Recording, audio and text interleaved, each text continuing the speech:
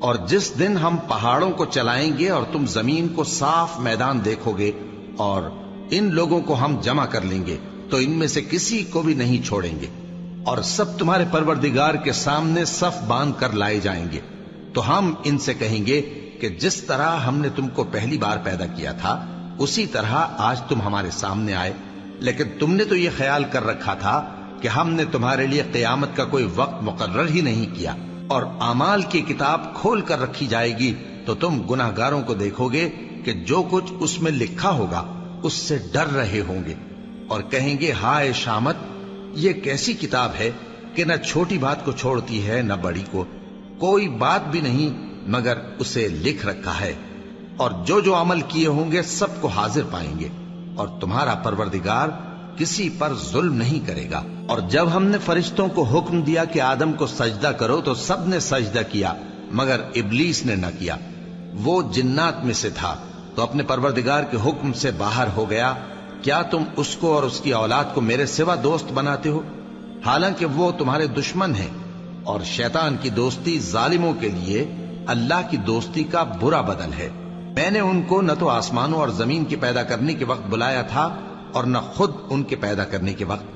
اور میں ایسا نہ تھا کہ گمراہ کرنے والوں کو مددگار بناتا۔ اور جس دن اللہ فرمائے گا کہ اب میرے شریکوں کو جن کی نسبت تم معبود ہونے کا گمان رکھتے تھے بلاؤ، تو وہ ان کو بلائیں گے مگر وہ ان کو کچھ جواب نہ دیں گے، اور ہم ان کے درمیان ہلاکت کی ایک جگہ بنا دیں گے، اور گناہگار لوگ دوزخ کو دیکھیں گے تو یقین کر لیں گے کہ وہ اس میں پڑنے والے ہیں، اور اس سے بچنے کا کوئی راستہ نہ پائیں گے۔ اور ہم نے اس قرآن میں لوگوں کے سمجھانے کے لیے طرح طرح کی مثالیں بیان فرمائی ہیں، لیکن انسان سب چیزوں سے بڑھ کر جھگڑالو ہے۔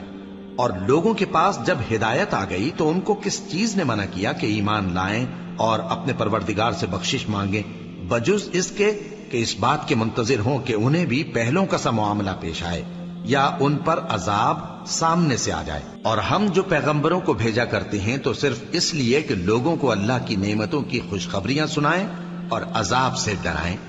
اور جو کافر ہیں وہ باطل کی مدد سے جھگڑا کرتے ہیں تاکہ اس سے حق کو پھسلا دیں، اور انہوں نے ہماری آیتوں کو اور جس چیز سے ان کو ڈرایا جاتا ہے اسے ہنسی بنا لیا ہے۔ اور اس سے بڑھ کر ظالم کون، جس کو اس کے پروردگار کی آیات کے ذریعے سمجھایا گیا تو اس نے ان سے منہ پھیر لیا، اور جو اعمال وہ آگے کر چکا اس کو بھول گیا۔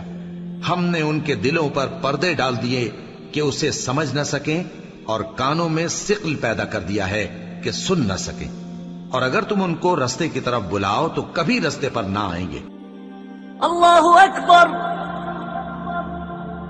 اللہ